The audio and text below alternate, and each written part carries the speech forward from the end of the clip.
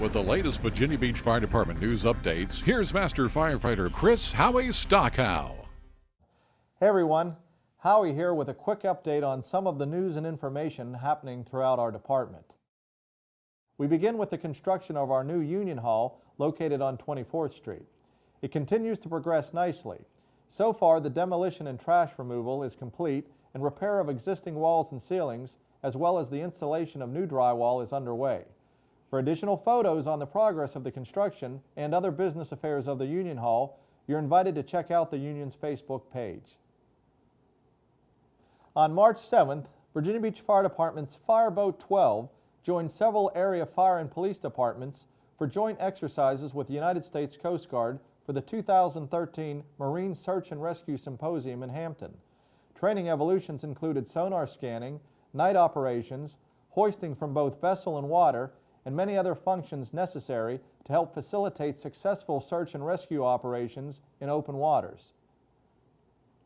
The TRTRT, or the Tidewater Regional Technical Rescue Team, conducted training evolutions at the Virginia Beach Fire Training Center on April 22nd through the 24th. The training included the lifting and moving of heavy objects using mechanical advantage systems and techniques. Fire personnel from several area departments were among the participants. In other news, let's catch you up with some of the calls your department has been responding to in the last few weeks.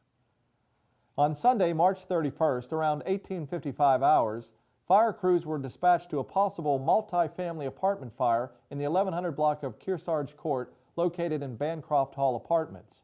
When crews arrived, they found light smoke coming from the front door of one of the units. Upon entry, the front room of one of the units was charged with smoke and flames.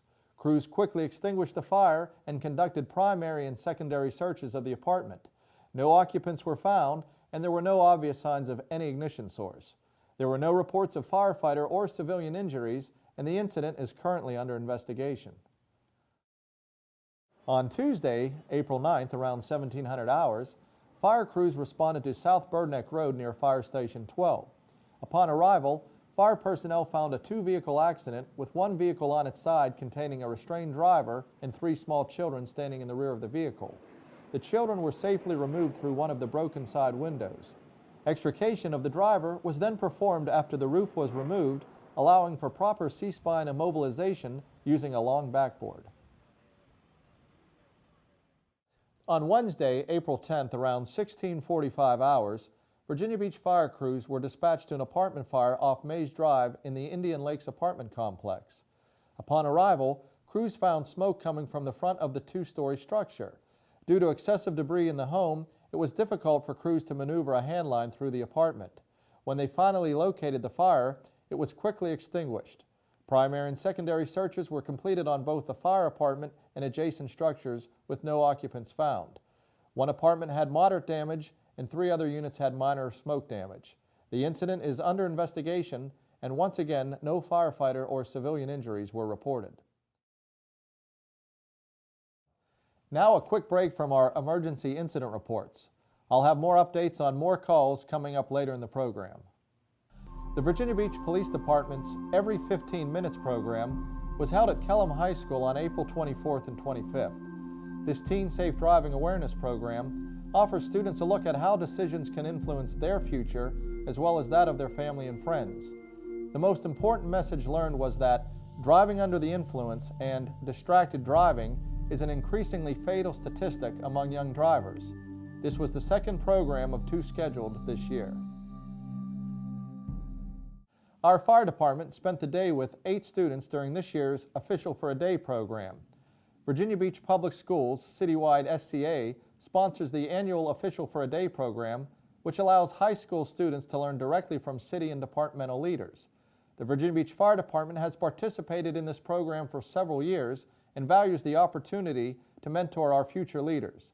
It is always our pleasure to spend time with such intelligent and motivated students. In a ceremony at Fire Admin on April 17th, members of Strike Fighter Wing Atlantic presented Chief Cover and other members of the Virginia Beach Fire Department with the actual tailhook of the FA-18D downed jet aircraft from VFA 106 that crashed into the Mayfair Mews apartment complex on April 6th of 2012. You may remember 2 pilots successfully ejected the aircraft, sustaining only moderate injuries. Miraculously, the explosion and raging inferno that quickly ensued, consuming most of the complex that holiday weekend, somehow failed to claim a single life. Once again, hats off to all crews involved. What we did, we took this is the actual tail hook from the mishap aircraft. You see it still bears the scars of a crash, impact, and a fire, of which you all had a big part in putting out and keeping it as contained as it was, and thought it was fitting that we not paint it up or straighten it out or do anything and just present that to you. Apologize for the space. It's going to take up some space here, but hopefully it'll serve as a reminder to everybody that sees it that you know, we're one team, one fight, and we do appreciate the efforts, and we can't thank you enough. So, Chief, thank you very much. Appreciate it. Thank you. Very neat. Very neat. On Wednesday, April 24th, a luncheon was held at the Virginia Beach Fire and EMS Training Center for retired members of the Virginia Beach Fire Department and the Virginia Beach TRFA Recruit Class 140. The event was hosted and sponsored by Vigilant Watch. The purpose of this luncheon was to give our new recruits an opportunity to hear stories from the past while allowing the retirees to see a glimpse of the future of our department. The Virginia National Guard conducted a mock tornado drill at the Virginia Beach Fire Training Center on April 22nd. The scenario involved a tornado hitting a factory containing hazardous materials. Here now is District Chief Dennis Keene with some comments about the training evolution. During the 5 days, the first 2 days are warm-up days. They call them crawl days. And then the 2 days today, which is Thursday and Friday, they call them walk days. Today's scenario is a tornado has struck the city of Petersburg, and the fire department's well involved. The CSTs have come and done an environmental study. It impacted a big chemical plant. They have over 1,000 casualties. So, being though the locality is overwhelmed, the CERPs have come in at their request through the governor, and they're going to assist Petersburg with the recovery efforts. And now, as promised, back to a few more updates of our crews in the trenches making a difference.